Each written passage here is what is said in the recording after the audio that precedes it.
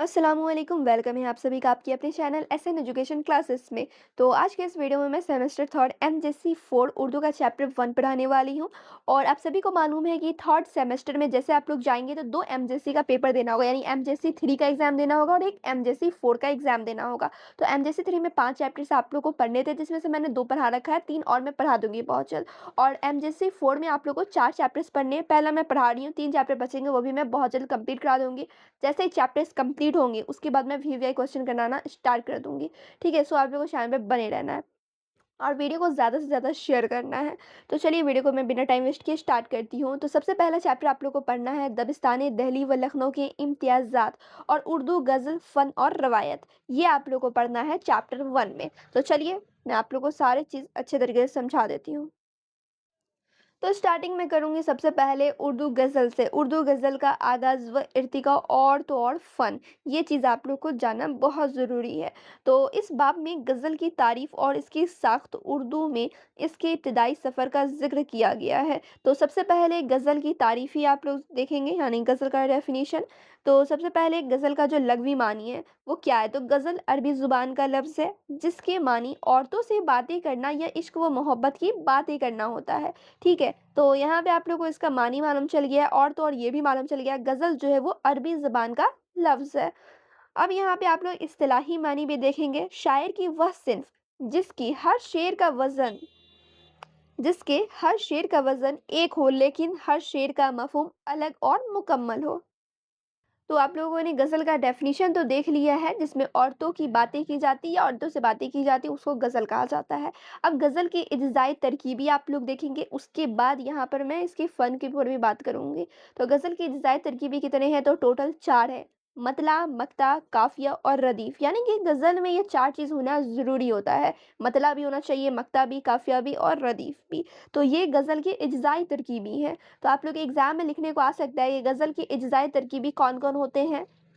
खुलासा करें। तो आप लोग लिखेंगे गज़ल की इज्ज़ाई तरकीबी मतला होता है, मक्ता होता है, काफ़िया और रदीफ़ भी होता है। और मतला क्या होगा, मक्ता क्या होगा, ये भी आप लोग को मालूम होनी चाहिए, क्योंकि इस पे एक प्रॉपर नोट लिखने को आ सकता है। तो मतला क्या होता है? तो गज़ल का पहला शेर जिसके दोनों मिसरे हम काफ़िया और हम रदीफ़ हों, उसे मतला कहेंगे। मक्ता क्या हुआ? तो गज़ल का आखिरी शेर जिसमें शायर अपना तख़ल्लुस यानी कि कलमी नाम इस्तेमाल करता है, उसे मक्ता कहेंगे। काफ़िया क्या हुआ? तो वह हम आवाज़ अल्फ़ाज़ जो रदीफ़ से पहले आते हैं, जैसे दिल, महफ़िल, कातिल, ये सब क्या होगा? काफ़िया होगा। फिर रदीफ़, रदीफ़ क्या हुआ? तो वह लफ्ज़ या अल्फ़ाज़ के मजमुआ जो काफ़िया के बाद बार-बार दोहराए जाते हैं। ठीक है, काफ़िया क्या हुआ? तो आप लोगों को मालूम है हम आवाज़ अल्फ़ाज़ को कहा जाता है। और यहाँ पे क्या कहा जा रहा है? तो वह लफ्ज़ या अल्फ़ाज़ का मजमूआ जो काफ़िया के बाद बार-बार दोहराया जाता है, यानी पहले काफ़िया आएगा, उसके बाद जो बार-बार दोहराया जाएगा अल्फ़ाज़, उसे रदीफ़ कहेंगे। जैसे होता है, नहीं आती है, ये सब चीज़। अब यहाँ पे आप लोग देखेंगे गज़ल का आगाज़ व इर्तिका। यहाँ पे आप लोगों ने इज्ज़ाई तरकीबी तो देख लिए हैं गज़ल के, अब यहाँ पे गज़ल का आगाज़ व इर्तिका देखेंगे, यानी गज़ल का आगाज़ कैसे हुआ और इसका इर्तिका क्या-क्या है।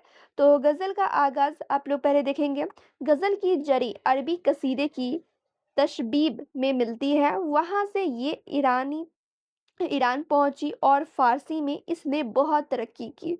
दक्कन में गज़ल का आप लोग यहाँ पे देखेंगे, उर्दू गज़ल का बाकायदा आगाज़ दक्कन, जनूबी हिंद से हुआ, यानी आगाज़ तो मालूम चल गया है कि गज़ल का कैसे हुआ, कहाँ से हुआ।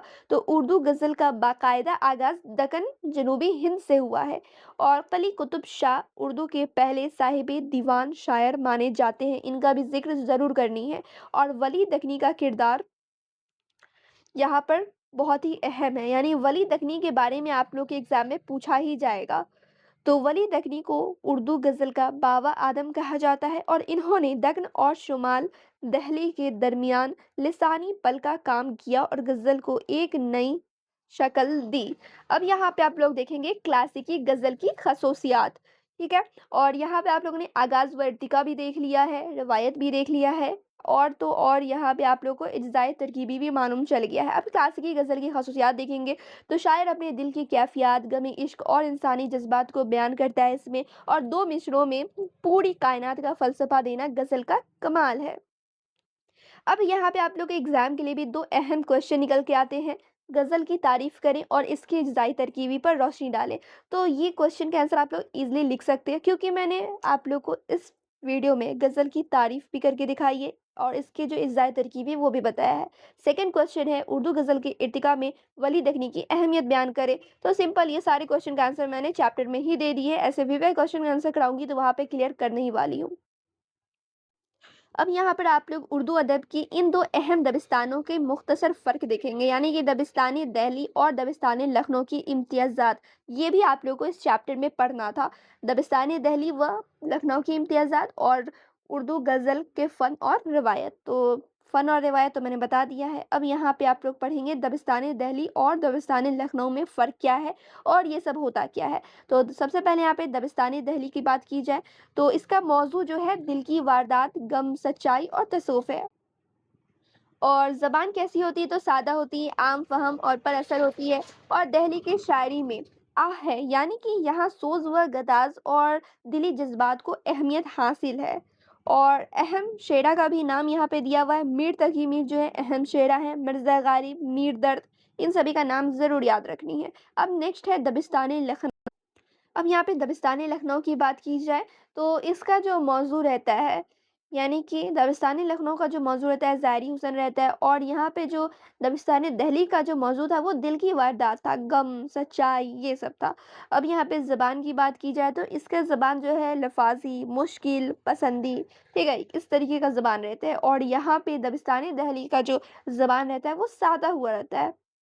वो सादा रहता है और ये जो रहता है थोड़ा मुश्किल रहता है इसका ज़ुबान। और यहाँ पे लखनऊ की शायरी में वाह है, यानी कि दिल्ली के शायरी में आ है तो लखनऊ के शायरी में हुआ है, यानी यहाँ ज़ुबान की सजावट और बैरूनी चमक-दमक को अहमियत हासिल है। तो बस यही दोनों चीज़ आप लोग को लिखना था और यही सब चीज़ जानना था दबिस्तान दिल्ली और दबिस्तान लखनऊ के बीच में, और यही फ़र्क है, यानी ज़बान का थोड़ा फ़र्क है। दिल्ली सब दबिस्तानी दिल्ली का ज़बान जो रहेगा सादा रहेगा, तो लखनऊ का ज़बान रहेगा थोड़ा-सा क्या रहेगा, तो मुश्किल रहेगा, ठीक है? और जो मौज़ू रहने वाला है, इसका मौज़ू थोड़ा-सा अलग है, इसका अलग है, और इसके शेरा थोड़े-से अलग हैं और इसके अलग हैं। इनके शेरा का नाम क्या है, तो इमाम बख्श, नासिख है, ख्वाजा हैदर अली, आतिश है, ये सब है। ठीक है? तो बस इतना ही फ़र्क है। और रही बात इसकी पीडीएफ की, यानी कि ये जो समरी आप लोग देख रहे हैं स्क्रीन पर, ये कहाँ पर मिलेगा, तो मैं आप लोग को बता देती हूँ। कोई भी ब्राउज़र ओपन करना, सर्च करना है आप लोग को एसएन एजुकेशन क्लासेस .in, ठीक है? जैसे आप लोग सर्च करेंगे तो वहाँ पे वेबसाइट ओपन होगा, वहाँ पे आप लोग जाकर देख लेना, ठीक है? सर्च भी कर सकते हो आप लोग MJC 3 Urdu chapter 1 summary, chapter 2 summary, simply वहाँ पे आप लोग को नज़र आ जाएगा और वहाँ से भी आप लोग ईज़िली पढ़ सकते हैं, नोट कर सकते हैं बहुत ही आसानी तरीके से। तो सो जाएँ आप लोग, समरी देख लें वहाँ पर, ठीक है? ऐसे लिंक डिस्क्रिप्शन में मैं दे दूँगी।